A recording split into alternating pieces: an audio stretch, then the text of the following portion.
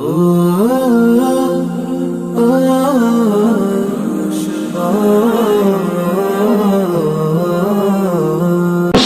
শ্রেণীর মানুষ ছাড়া আল্লাহ তাআলা আরশ আজিমের ছায়াতে আর কোন মানুষ পাবে না।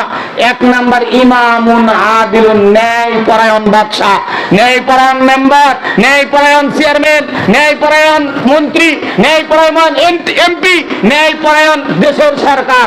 এখন আমাদের দেশে সামান্য একটা মেম্বারের পিএস এর দাপটে থাকা যায় না।